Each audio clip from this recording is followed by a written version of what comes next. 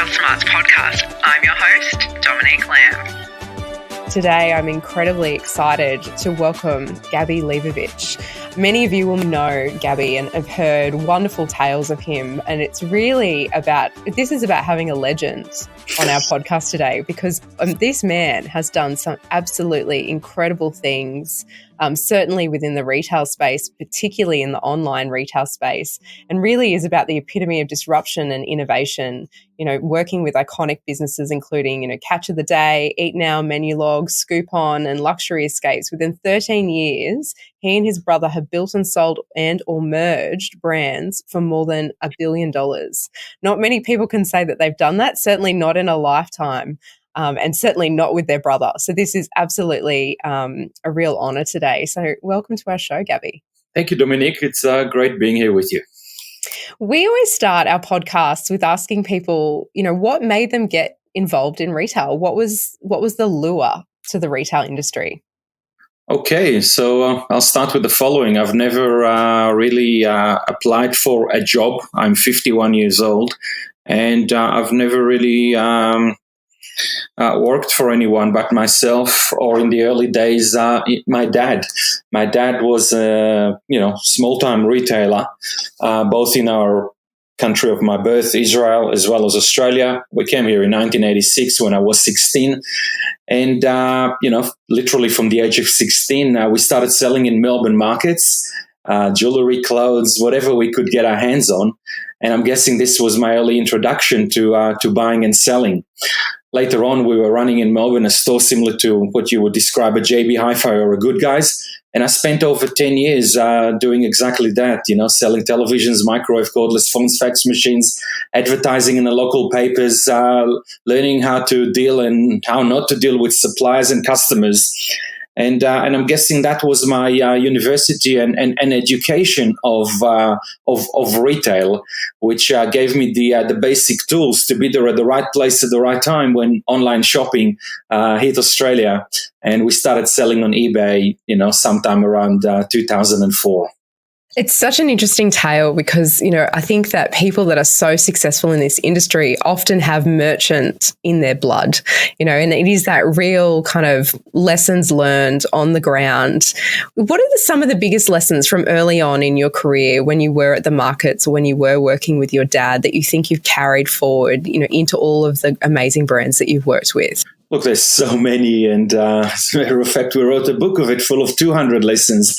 But if I have to pick one or two, then I think building relationships is so important.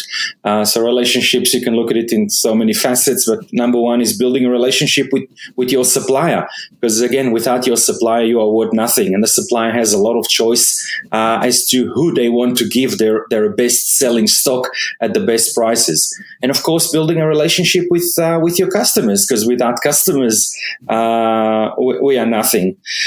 So we talk in the book about the concept of 1 + 1 = 3, how you can merge two things and be able to build larger things. That applies here. It also applies to my relationship with my co-founder, which is my brother, and we've been doing everything together. Even though I do the podcast and you'll see my face in the media or LinkedIn, is just as important, if not more. So, I couldn't have done anything without Chezi. The second one that I want to say is really surround yourself with smart people. And the smart people are both your employees, first and foremost, and secondly is your advisors. And I'm talking about accountants, lawyers, and anyone else. You mentioned that our skill and our DNA is in buying and selling. And yes, we are merchants. That's really all I am. I'm the first to admit that I'm not the smartest person in the room, and I don't understand the legal side, and I don't understand fintech, and I don't understand blockchain, and I don't understand technology. I need my 12-year-olds to help me set up the computer. But we are buyers and sellers, and we enjoy buying and selling.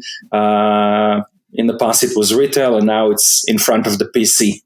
What's it like working so closely with family for such a long time? How do you navigate, the relationship with your family members as well as, your relationships in business? Look, so I've built everything together with my brother. He's 6 years younger than me, but I think we're very fortunate to to have a similar DNA in many ways, but also have so many differences. A line that we often use when it comes to this question is, if you have two co-founders that are exactly the same, then one of them is not required. And one thing that we know is that we are very, very different, and we have different views of life and also different skill sets. My brother is better than me in some things, and I'm better than other things. Again, I'm doing this podcast, which is something that he would never do, but he's excellent at being there at the early days of connecting everything that's required to build a business. There's so many examples of family and business that don't work. I'm very happy to say that in our case, it did work. On the flip side, there's so many things that we are very similar on and are so important to building a business.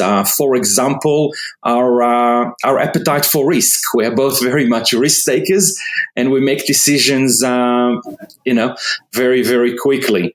We're also still very hungry. Even though we sold Catch a couple of years ago, we still keep looking, thinking, investing, and building other businesses. So that hunger to succeed and grow and learn is something that both of us have in large quantities. I was reading that you wanted to be a soccer player when you were younger, and that you were actually a very good soccer player up until, you say, in your 40s. And I find that really interesting because many of the great retailers that we've had on this show have a love for sport. Do you think that kind of competitiveness or, the love of a game or even strategy involved in things like soccer have really kind of shaped the way that you've approached things like risk and innovation and what kind of businesses you're interested in? I have to admit that I've had many questions in the past, but I haven't had that one before. So congratulations for coming up with an original one. I haven't thought about that, but I'm guessing there is. I mean, soccer and sports generally, it's about being competitive. It's about winning and getting first to the line. And it's also about teamwork, as we mentioned. I don't think I would have been a good tennis player. Sounds really boring, or chess. But soccer is all about team. And again, we attribute our success first and foremost to the people that surrounded us. And you literally go to war every single day, just like a team goes to war when you play a different team. And as they say, a champion team doesn't have to be composed of team of champions individually, but together you form that group of that can create magic. It's interesting when we talk about kind of sport and retail, what we also find is this concept of winning or being the best. Did you strive to be the best kind of soccer player that you could possibly be, or the best kind of retailer that you could be versus winning? Look, I suppose we all try and be the best. I think that I was great, but then again, I wasn't good enough to play in a team like Melbourne Victory, Brisbane, and certainly not Liverpool. So yeah, but I think that I went as far as I could. But my career stopped around the age of 16 and 17. But I think just like I have that bag of retail and entrepreneurship and startups, that bag of soccer is something that also will probably never leave me. I went a couple of days ago and watched the Socceroos play against Japan in Sydney. It was raining and we got wet, and it was a really shitty game, Dominique, but just the things that we need to do. Well, you've got to stay in touch, I think, with the things that you love, because it keeps you grounded, right? Even if it's raining, you've got to get out there. When you started out, I mean, what was one of the hardest things, I guess, that you came up against? Because, I mean, some of these businesses are absolutely incredible. And for many people who have been around Australian retail for a long time would say they came out of nowhere. You emerged, you disrupted, and you just kind of rose like a phoenix. What were some of the hard lessons that you learned early on? Look, people describe us as pioneers, and when you do look at those brands, and you can definitely say that we were pioneers alongside, others like Paul Greenberg and a few others in the industry. Look, some people will attribute it to luck, some will attribute it to hard work, being there at the right place at the right time, and so on. But, let's talk about the food delivery business that we launched, EatNow. We're talking 2012. We were not original because Menulog started quite a few years before us in Sydney. But yeah, when you look at it right now, and we are 10 years after that launch, and all of us certainly understand and can see all the benefits of aggregating and building a marketplace of restaurants. Yeah, I mean, we saw that 10 years earlier, which really allowed us to be able to build various businesses. And you can say the same thing about Scoopon, Luxury Escape, and of course Catch. And when you start early, there's one massive benefit where you don't really have that much competition. You know, you've been watching this industry for a while. And when we launched the 2006 Catch of the Day, my number one competitor was, again, Paul Greenberg for Deals Direct. Because back then, Dominique, JB Hi-Fi and Harvey Norman and Meyer and David Jones, and none of them were actually selling online, which worked to our benefit. Our biggest, stop of growth was also that, because the suppliers that we approached didn't want to deal with us, because they actually only wanted to deal with retailers that had a bricks and mortar physical store. It's fascinating to me because I think, when we look at the statistics, Australians prior to COVID-19 were spending about 9.5% online. And that's now escalated to, say, about 17%, predicted to go to 20%, very shortly, just because people have become absolutely used to it. They love it. That obviously the concept of getting packages, amongst other things, and the simple convenience and, of course, lockdowns have played such a huge role. When you look at businesses, when you look at them to invest in, are these the kind of things that you take into account? Growth areas within retail, things that like e-commerce. How do you spot kind of the next trend or where we should be going? Yeah, you mentioned COVID. I mean, the last 2 years have just been it's been an amazing period for a startup person to launch a business. Certainly for an investor, there's so many opportunities, and the world has realized that anything digital is here to stay. We started investing back in 2015 after the sale of Menulog. We got some cash, and we were a little bit bored of going to the office every day, and we got introduced to so many people. Asked me to tell you the Nick Molnar story later on. And yeah, it's something that myself and my brother are really interested in doing. We'd like to find, other Australian businesses in areas that we do understand and love. E-commerce is our number one love. Marketplaces is equal best. But there's so many opportunities in whether it's fintech or property tech or HR tech that is really being disrupted all around us. If I have to pick one element that explains how we invest, then I have to say gut feel. Dominique, back to the old message that we're not the smartest people in the world, and we probably don't use as much analytics as others. But having been around for a long time and met lots of people, we get approached by lots of young individuals and not so young individuals that want our advice. And we're very, very fortunate to hear about a lot of businesses early on in their trajectory, and it allowed us to invest in some great, but we also invested in some really bad ones. But you're particularly good at celebrating the really good ones, and I think that that is absolutely crucial, not only to the ecosystem but also to the success of a lot of these brands. I mean, without someone to kind of champion them, whether it's you or Paul Greenberg or whoever it is. I mean, they need a face and they need a champion. And I think that, you have been absolutely a champion for e-commerce in Australia. Thank you. And we certainly love to elevate others as you grow. It's something that you owe the community. It gives me a massive pleasure. I never charge for my time, whether it's on a podcast, on an event. Anyone that asks me out for a breakfast, lunch, or dinner, I'm always there, and I'm happy to do it. And it doesn't matter if you're a successful unicorn or a 17-year-old year 12 student. I'm a firm believer that if you give back to the community, it'll all come back to you in one way or another. And I know that, you'll introduce me to lots of people in the future, and I'm very happy to do and continue contributing.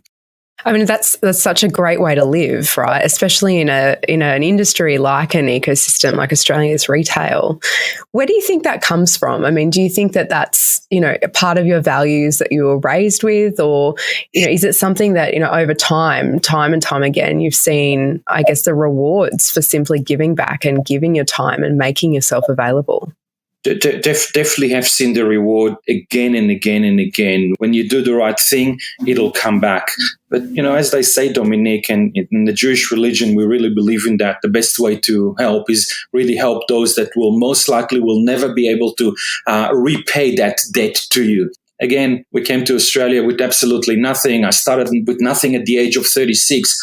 I've got so much right now. And I don't know. If we're talking about religion, then I think God has taken care of me and my family, and it's my responsibility to do the right thing by the rest of the community. When you're looking at, I guess, all of the businesses at the moment that sit under your kind of banner, what's the one that you're most excited about? Going forward, or even going backward? I mean, what's the brand that is the most exciting to you? I'll start with going backwards because, over the last 2 years, I've been so-called, unemployed, having sold catch, etc.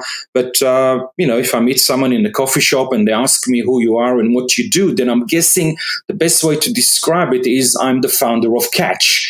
It's a brand that every Australian recognizes right now. I'm a retailer. I love the DNA of buying and selling. I'm a discounter. And the business of Catch of the Day is one that we've really built from the garage to what it is right now. One of Australia's leading e-commerce players, marketplaces, brands, etc.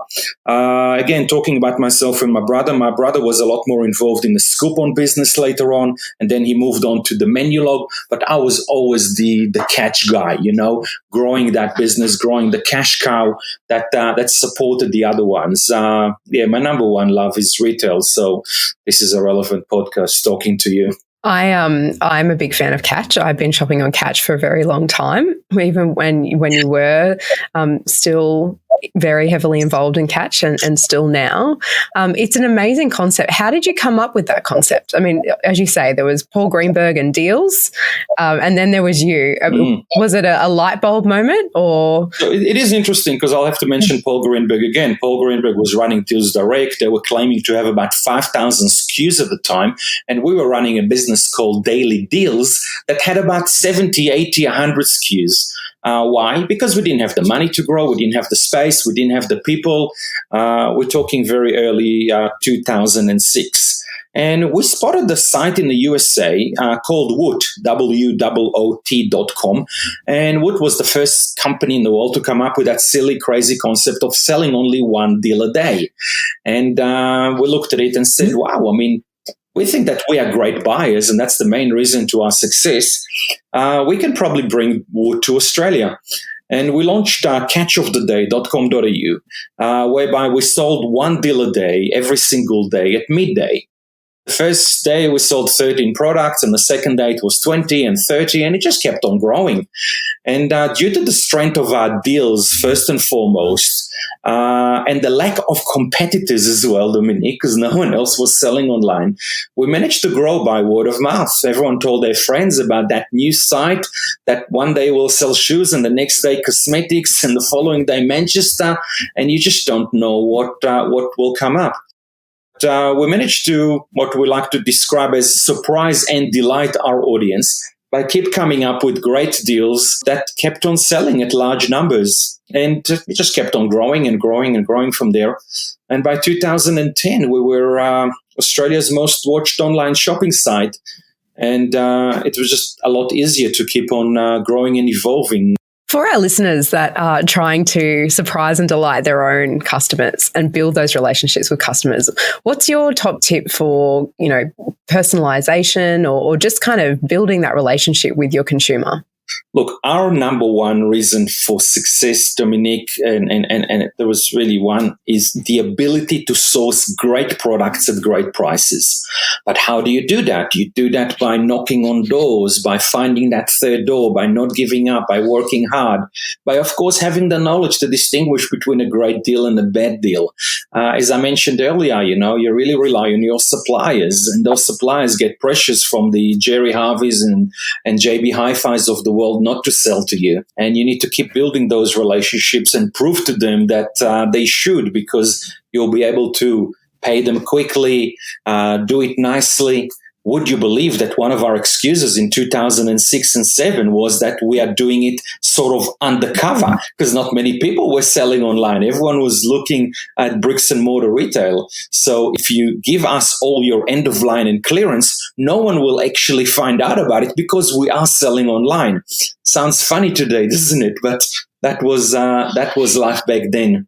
It's interesting because other people have taken those concepts and now are using them, exactly the same. And when I think about certainly the circular economy and some of the businesses that are now partnering with large retail brands and taking their stock, their dormant stock, and reselling them, it's not dissimilar to what you're talking about. No one will ever know, but we'll be able to do something with that stock. It's interesting to me that, there's a place for no one knowing in an industry that's so focused on marketing. How do you see that playing out moving forward? I mean, is there always going to be space, I guess, for retailers doing deals with retailers, which is really just about relationships, as you said earlier? Look, we talked about buyers, and one line that I often use to describe buyers is that buyers are always wrong. They either buy too little and the stock sells very quickly, or they buy too much, and then you need to find, an avenue to clear it. And the best avenue to clear it today is really online, because you can reach a vast audience that are not sitting within your little locality of your bricks and mortar store. But for that reason, you will probably need to, upset the market in one way or another. Brands like Adidas and Nike are very protective about their brand, but at the same time, they probably make more mistakes than anyone else because they're playing in such large volumes. So I think there's always going to be a need for companies like Catch, Iconic, Ossail, etc. And I'm just touching on the space of fashion. It's fascinating, because I think, this concept of marketplace and this kind of rise of e-commerce, because you'll remember the time, like when I first came to the National Retail Association, we were still talking about this, clicks first bricks. It was, it still wasn't phygital. They still weren't working together. They hadn't fully embraced the concept of you absolutely need an online store. And now, within a 7-year period, it is such a different landscape. What do you see as some of the biggest kind of hurdles that Australian retail have coming? I think, COVID has certainly made everyone realize that you cannot have a digital offering. Would you believe, Dominique, that Australia's number one retailer, Bunnings, has launched its e-commerce site in 2019. It's just crazy, but they will never go back. I think the future actually belongs and will belong to the big retailers, the Bunnings, the JB Hi-Fi, the Mart, the Davy Johnsons, that have an amazing following, a great established brand that's been around for generations. You mentioned earlier that we've seen recent growth of 9 to 17%, but the market leaders are already at 25, even 30, and I've heard some at even nearing 50. The genie is out of the bottle. It's not going back. We all love shopping online, and it just will continue being there. So yeah, I love being part of the whole e-commerce community, especially as it's just being established and becoming the way to go. How do you think Australia's infrastructure is going to handle that with such high growth in online, and obviously the struggles that we saw Australia Post have, certainly during the peak of the increasing numbers of COVID-19? Do you think that now's the time for disruption within that distribution space? Or, do you think we're going to see just a change of approach when it comes to things like shipping? Look, I'm a massive supporter of Australia Post. They've been our partner, and again, we support our partners throughout the whole journey. I think they're doing a tremendous job. They prepared themselves for the growth of e-commerce, and And I think they've managed to handle COVID in a tremendous way. Saying that, there's a lot of disruptors out there from many companies along the lines of Ship It that are doing so well. The world is introducing us right now to the whole 15-minute delivery. But your question started with how will Australia? I think the Australian consumer is still quite happy to receive a parcel within 2, 3, 4, 5, 6, 7 days. Not so much the case in the USA. Amazon is truly shaking the market. I can tell you, my daughters love buying mainly from Amazon because they're fast consumers. They want to buy it at midnight and receive it in the morning, or get same day delivery. And Amazon being Amazon, they don't care that much about how much profits they'll make on a certain parcel. Is able to deliver that right now, and it's putting a lot of pressure on everyone else. In our book, we mentioned that the arrival of Amazon was probably one of the main reasons that we decided to check out and possibly sell the business, because we could just see that it's just going to be so competitive going into the future. And the truth is, we didn't even back ourselves to be able to play and beat, all these behemoths of industry. It's interesting because, that concept of Amazon, when they first emerged in Australia, there was a lot of chatter about it, but people have stopped the chatter so much in many of the circles. But it's almost as if they absolutely play the long game and they wait, and you start to kind of see them emerge. How long will they play, do you think, until, we start to really see, what Amazon's capable of? I mean, look all around us, around the world, what they do, the size of the business. They seem to be getting into any territory and just conquer that territory. I'm hearing numbers of that are crossing $2 billion. And that certainly wasn't the case a couple of years ago. So while the numbers of, Catch, Kogan, and everyone else in the industry seem to have plateaued over the last 12 months, Amazon seems to be growing.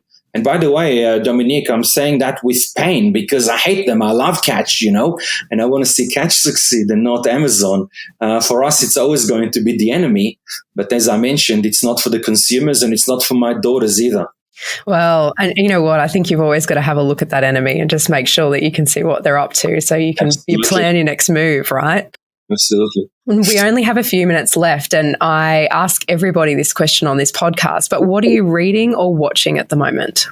I know, would you believe I don't read many books, even though we wrote a book and we really enjoy doing that, and I love hearing from readers, so I'm an author. That's an interesting title as well. I actually don't read many books. I normally wait for the Netflix episodes. Okay, so recently I really enjoyed the documentaries about WeWork and Discovering Anna. Oh, yes. Yeah, I know what you're talking about. Yeah. I thought that was great. But something else about me, I'm actually an avid watcher of Scandi Noir, which is lots of shows that come from Sweden, Norway, Denmark. You can find them all over the internet right now, mainly on SBS. I love police investigations normally. Oh, fantastic. What I wanted to be when I grew up back in the day was a forensic psychologist. So I spent a lot of time watching documentaries and, lots of kind of crime type shows as well. So we have that in common. It has been amazing speaking to you today, and your outlook certainly on the industry and top tips will certainly be welcomed by our listeners. And we are honestly just so honoured to have you with us today. So thank you so much for your time. Wow. Thanks, Dominique. It was a pleasure. Thank you. Thank you.